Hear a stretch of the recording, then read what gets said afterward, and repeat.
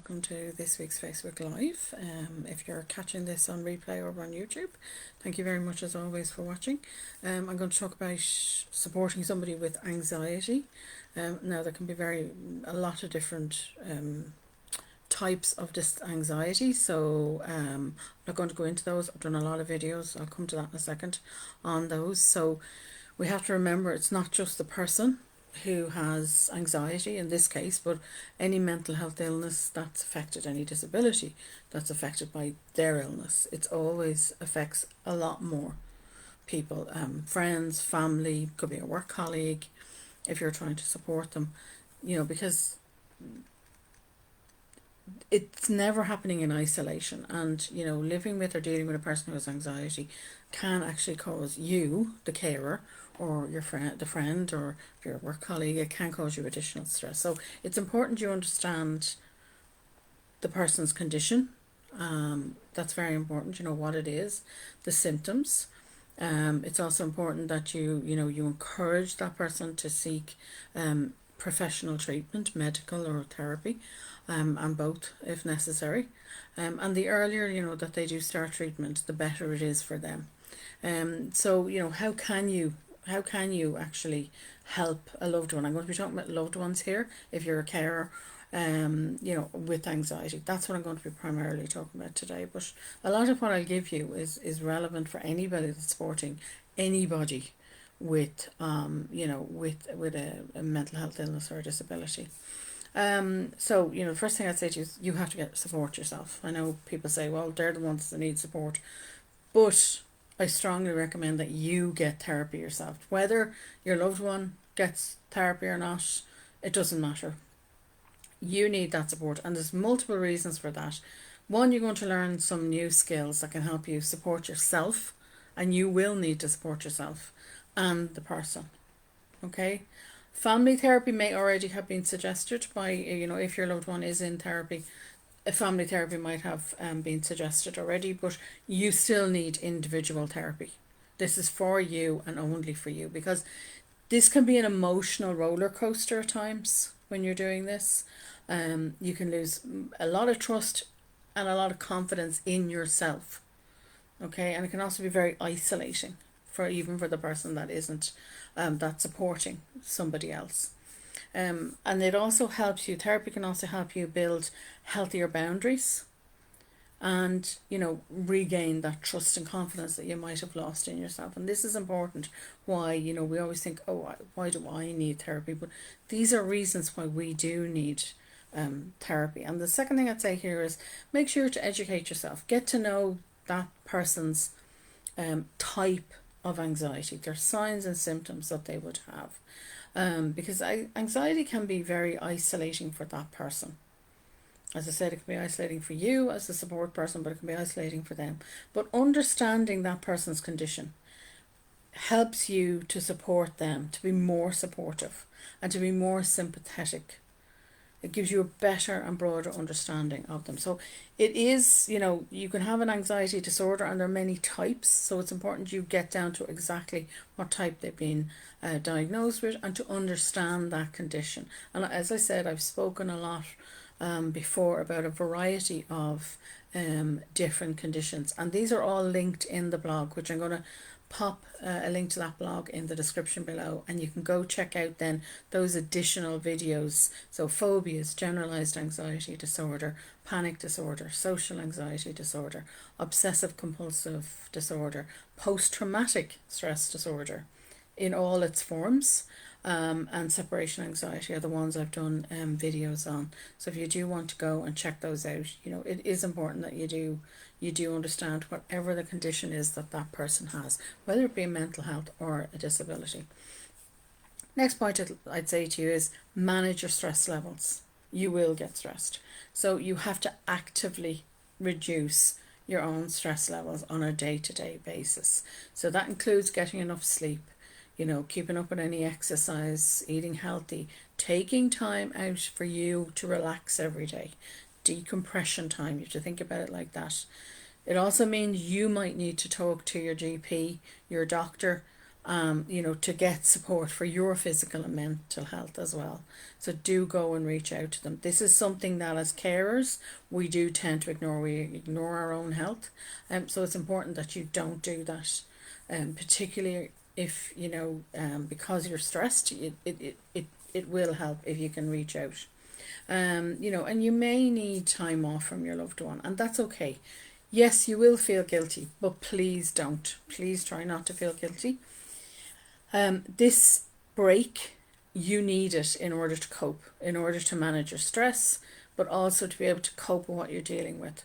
And having some time out just with friends, other family members, but only if they're positive. This is important for you. You need that just as much as somebody else does. And it isn't unusual. It's actually very common for a carer or a loved one to become ill themselves when the other person gets better. Okay, because of all the because of all the the factors that's involved, particularly stress. So think stress reduction. That's vital for you. The next part, and it ties in with everything else I've just talked about, is to make sure you have that positive support system in place. We all need a positive support system all the time anyway. I've talked about this before, I've done a video on it. You need emotional, tangible information and social support. There are many benefits to having that support system in place, and these have to be provided by positive people. Okay, not negative vampires that suck the life out of you and just want your time, but there's no, that you don't have anything support from them. So this has to be provided by positive family, friends, even your own work colleagues, and professionals. So again, think doctor, maybe you need financial support, you need information maybe as well. Think about places and people you can talk to that are going to give you those 4 types of support around you. And it is really vital, particularly if you're trying to support somebody else, that you surround yourself with this kind of support. Because yes, an anxiety disorder can be isolating and it can be very lonely, but it can also be very isolating and lonely for the person who's doing the support, who's doing the care. So it's important that you have these support systems around you. The next thing I'd say to you is a bit more, couple of points that are more things, practical ways that you can do things for your loved one, and that is to stay present. That's hard to do. In the age of technology, we've trained our brains not really to stay present for very long.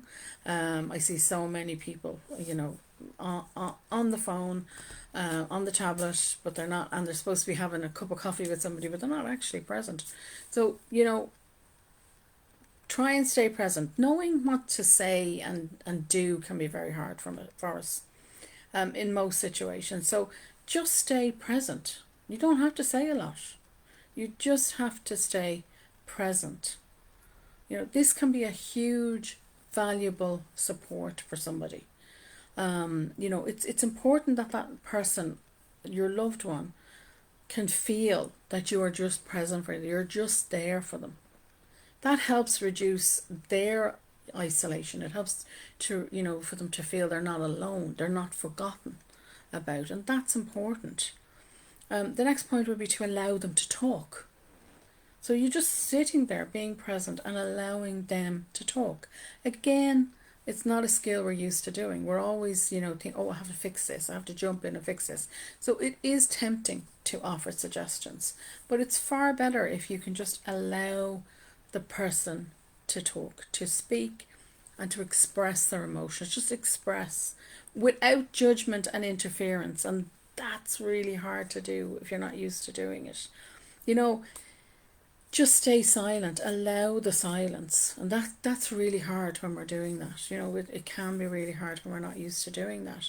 You can offer them a hug, just hold their hand, remind them how much you love them and that you're there to support them. You'll be there through thick and thin.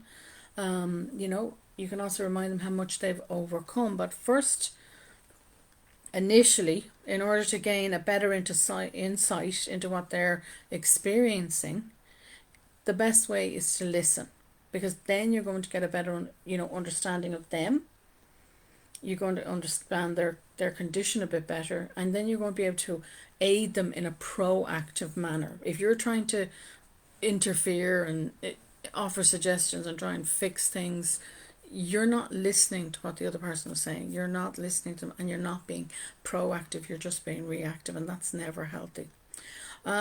So there are practical ways you can help people.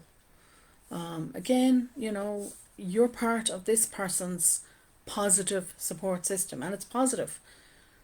That's the key word here. So, yeah, you might say, I want to rush in, but when you're rushing in, as I said, if you're offering too many suggestions without actually listening to them, that's not being positive. It's being reactive instead of being proactive. So only offer suggestions, or only offer to help in ways that are practical, but you can only do it if it's in a healthy manner. And part of that, is listening. So, you can offer go for a walk with them. You can offer to drive them to doctor's appointments, make them a meal, help clean up, drop the kids to school, babysit.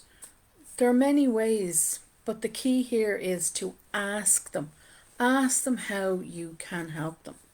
That's vital. Don't just jump in. Don't make assumptions and jump in. Always, ask. Ask how can I help you? And that's vitally important.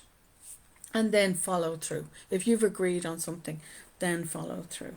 So those are some suggestions that you might find useful.